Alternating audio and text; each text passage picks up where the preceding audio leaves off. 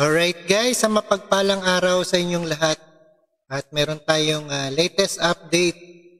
Ayan, sa Israel Ambassador to the Philippines.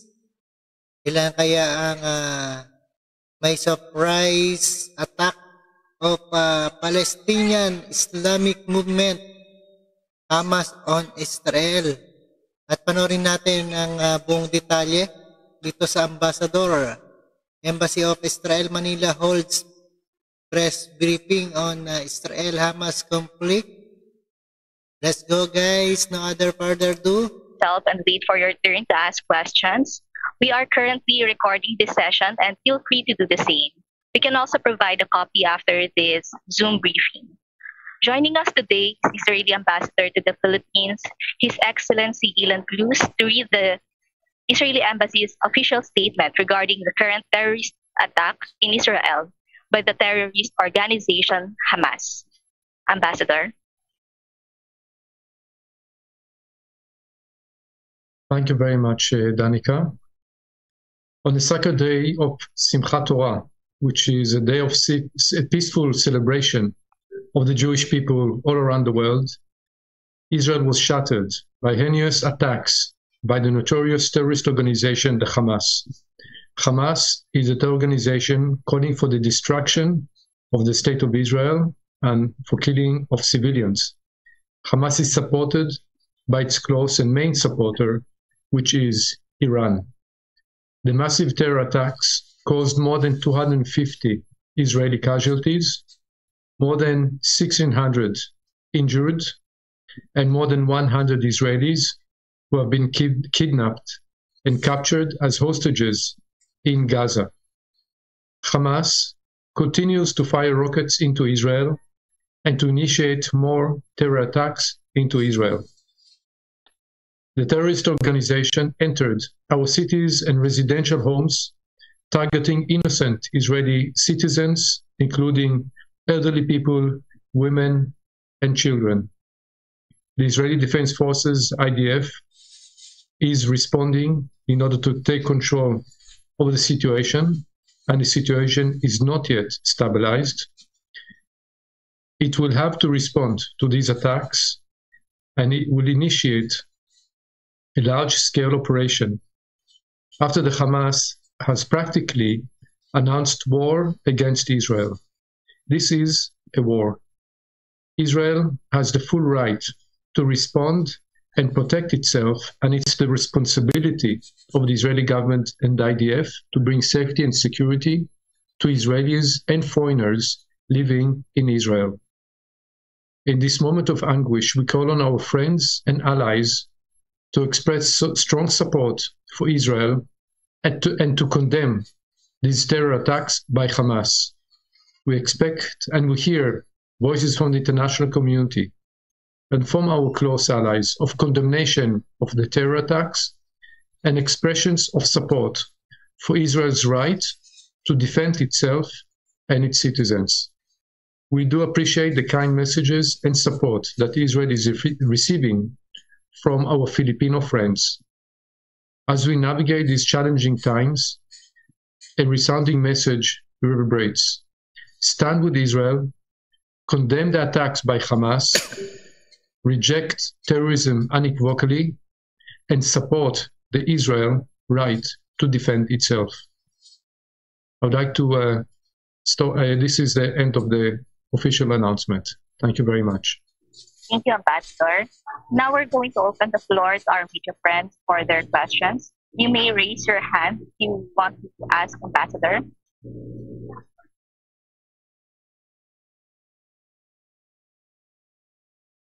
Yes, Ms. Kat.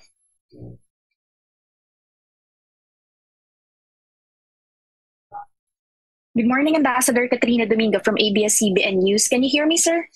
Yes. All right, sir. May we know, you mentioned that 100 Israeli individuals have been kidnapped, but may we know if the embassy have some information regarding supposed Filipinos who were also taken as hostages by the Hamas? So let me say that, as I said before, the situation is still, we're still in an emergency situation and things have not yet stabilized. we don't have enough information yet on identities and names of the people that were killed, injured, and kidnapped. This is something which is an effort which is still ongoing. And as I said, the fighting is still continuing until now. Okay. I've seen the reports of regarding OFWs being kidnapped. Let me say and stress, we have close to 30,000 Filipino OFWs in Israel. We treat them like we treat any other Israeli national, and we try to protect them as well as we try to protect our Israeli citizens. We know that there were some foreign nationals who have been also killed, and probably some that have been kidnapped. We don't have any verification of the information regarding Filipino nationals at this stage. All right. Sir, one follow-up question from my end. The conflict between Israel and the Hamas has been ongoing for years, but what happened today? Why were they able to get past the border, get past the fence? Why were terrorists this time seen on the ground? Was there a failure in intelligence? Can you give us more details about why terrorists were able to go into Israeli homes this time around? Thank you, sir. Thank you. I cannot give you the exact details because, as I said, we are still into the situation. And at this stage, the Israeli people and Israeli leadership are focusing on, number one, stopping the terror attacks, stabilizing the situation, and of course, defeating the Hamas. After this is over, and Israel is a strong country and will be able to respond and will protect itself, there will be the time to look and analyze and understand what was the failure and how this could have happened. This is absolutely an issue that will have to be looked at, and we know that, but this is too early now to start looking into the reasons. Thank you, Ms. Pat. Now we have Ms. Dingin.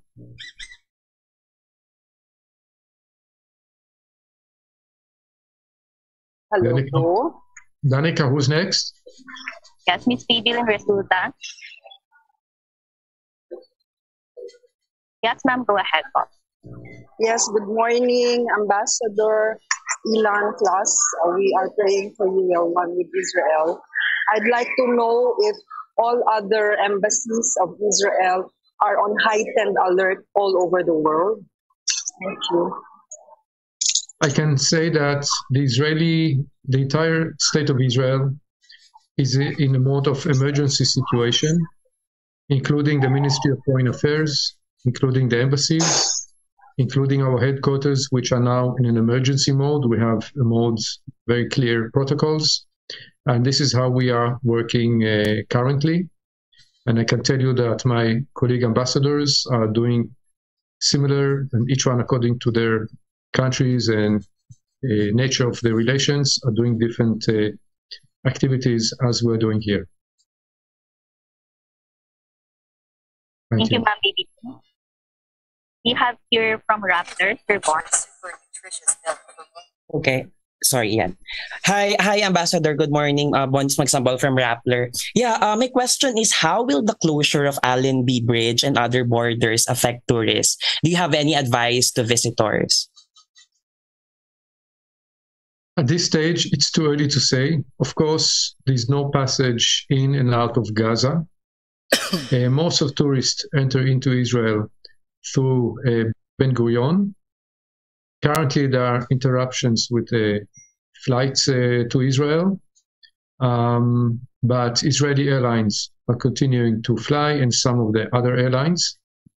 So it's difficult to respond to specific questions, but I have to say that we encourage people to continue visiting Israel with the precautions. And of course, it is their decision at the end of the day, but it is important. And I repeat it, I believe it is important to show solidarity and support in the situation where Israel is in today. And I think international support in the challenge of defeating terrorism globally. this case, Israel is facing a very serious terror attack and is now dealing with the situation. And what we expect is really to see the international support and the understanding to the situation and to what we have to do now. Thank you.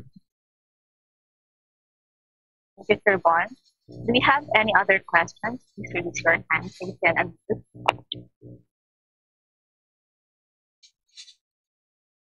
Again, from Ms. Kat Domingo.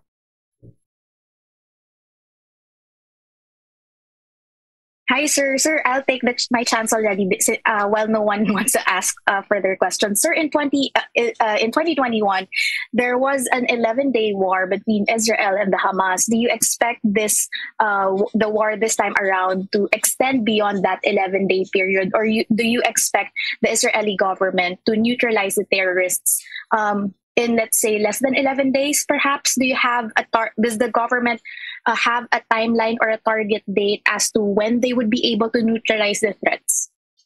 The announcement of our Prime Minister was that we are in a new situation and we are into a war. Previously, it was specific, I would say, operations. Here we're into a war with Hamas.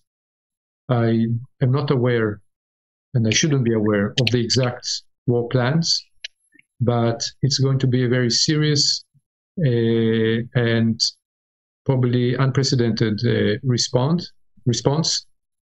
About the timeline, this is something that I cannot answer. As I said, this is not information that I would have now. All right, sir, I understand. Sir, but we just like to know, because in 2011, the conflict between Israel and Hamas ended in a ceasefire.